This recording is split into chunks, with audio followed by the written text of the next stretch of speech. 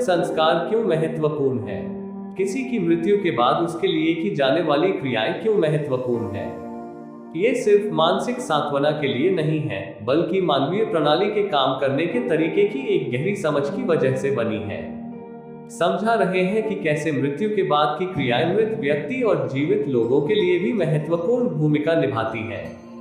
सद्गुरु, यह शरीर और कुछ नहीं, बस इकट्ठा की हुई चीजों का ढेर है। यह धरती का बस एक टुकड़ा भर है जिसे हमने उठा लिया है। हमने अपने शरीर के रूप में जो कुछ भी उठाया है, उसका हर एक कण, हर एक परमाणु हमें एक एक करके यही छोड़ना होगा। जब हम मन के बारे में बात करते हैं तो मृत्यु की प्रक्रिया में विवेक करने वाली बुद्धि भी यही छूट जाती है।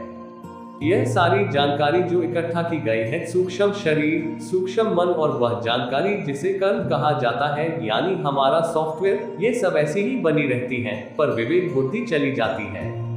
अगर आप अस्तित्व की सुखद अवस्था में जाते हैं तो हम इसे स्वर्ग कहते हैं। अगर आप अस्तित्व की दुखद अवस्था में जाते हैं तो हम इसे नर्क कहते हैं। ये दोनों कोई भौगोलिक स्थान नहीं है, बल्कि अनुभव के स्तर की वास्तविकताएं हैं। मान लीजिए कि आज आप कहीं पढ़ते हैं कि शेयर बाजार में मंदी है और आप सोचते हैं कि आपका बहुत नुकसान हो गया है। फिर भी अगर आपके पास पर्याप्त विवेक, बुद्धि और समझ हो तो आप सोचेंगे, ठीक है, मेरा इतना चला गया है, पर अभी भी मेरे पास इतना तो है, आज मुझे खुश रहना चाहिए।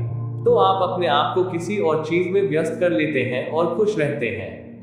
अगर आपकी यह विवेक बुद्धि चली जाए तो आप मजबूरी में अवसाद या डिप्रेशन की स्थिति में आ जाएंगे। फिर जिस भी प्रकार की आपकी गुणवत्ता है, उसके रुझानों के हिसाब से ही आप व्यवहार करेंगे। जब कोई अपना शरीर छोड़ता है तो उसकी विवेक बुद्धि चली जाती है। उसके बाद आप सिर्फ अपने उन रुझानों के हिसाब से काम करते हैं जिस हिसाब से आपका सूक्ष्म शरीर और सूक्ष्म मन आपको चलाते हैं, और ये उस सॉफ्टवेयर पर निर्भर करता है जो आपके अंदर मौजूद है। चूंकि अब न तो विवेक बुद्धि रहती है, न ही कोई तमीज व्यवहारिक ज्ञान, तो जिसका शरीर छूट गया है उसके मन में अगर आप सुखद अवस्था की एक बूंद भी डाल दे तो यह सुखद अवस्था लाखों गुना बढ़ जाती है।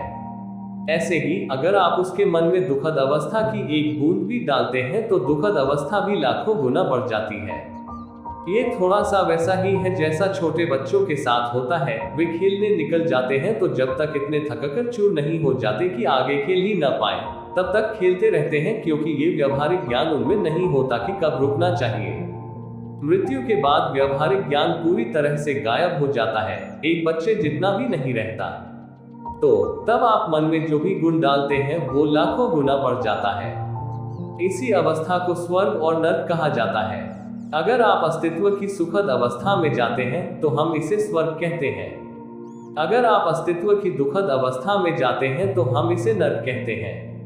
ये दोनों कोई भौगोलिक स्थान नहीं है, बल्कि अनुभव के स्तर की वास्तविकताएं हैं, जिनमें से होकर वह जीव गुजर रहा है जिसने अभी ही अपना शरीर छोड़ा है।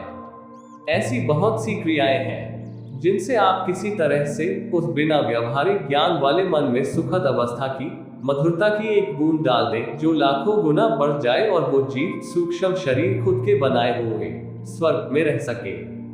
मृत्यु के बाद की क्रियाओं के पीछे का मूल विचार यही है।